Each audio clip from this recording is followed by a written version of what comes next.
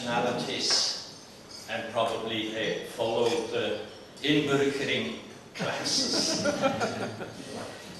In my talk, they asked me to talk about this question: can we live together with Muslims? Is that possible? And after my talk, there were a lot of questions. And what came up was the image of Islam is so terribly negative. Actually, they were Christians. They came to church. There were no Muslims there. It was not organized by the church. We are afraid, they said, from Islam. And a teacher intervened and said, I'm teaching in a state school, and in my class I have Muslims. And I have the impression that there are only two alternatives for the Muslim community and for the Muslims. That's what I see. The kids or grown-ups. Or to be a militant, the strict Sharia solution, and exclusivism. We are the solution. We don't know that slogan. Sometimes violent exclusivism. This is the image they had. Or, and some of the pupils followed that way, or to leave Islam altogether. I don't, well, that's past. He said, is there another alternative? And I said, well, there is one. Tomorrow. Closer. Okay. That's for... Okay, I'm sorry if you didn't understand. There is one because tomorrow I'm going to Amsterdam for a conference on the Gulen movement. And for me that's another solution. It's another model. There is one thing we are talking, there are a lot of colleagues here on a very high level, academic level, professors from Leuven and professors from Amsterdam. Perhaps we need to go a little bit lower and to talk to the people through media, through the journalists, to be present in the world where people see images of Islam. And not only like this evening, I watched the BBC and I saw another bomb exploding in Karachi at the shrine of a Sufi saint. You know why they did that.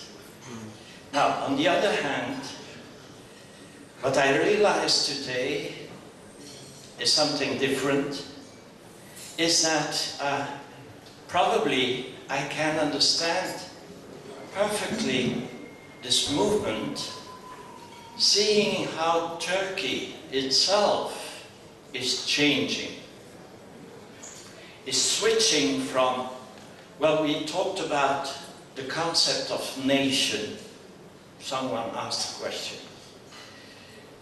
Switching from a concept of nation building based on Turkish culture and language. Perhaps I touch here something delicate, I know that. But towards what I hear from you, towards a more liberal model of also nation building, but with democratic citizenship, more in line with pluralism and diversity, another kind of burgerschap. In a certain sense, I feel Turkey is indeed following steps from inburgering in the model of Europe, the European model. I will not say more about that. But from there, I think the Gulen movement is well and could be understood, I think, in this context. They just come at the right moment, where the context is open for this message. I don't think a country like Egypt, I know very well, is already open for this kind of thinking and initiative. The last point I want to bring up, I am a Dominican father, so in a certain sense I belong to a tariqa, Catholic tariqa, and we are very much structured. Some of you know that. We have the Master Chancellor in Rome, but we elect, we are very democratic. Since the 13th century, we elect our superiors. Okay, but I'm very interested to hear how you are not structured. You don't have this kind of organization from the basis, democratically elected, as we have. It's more, well, it's another kind of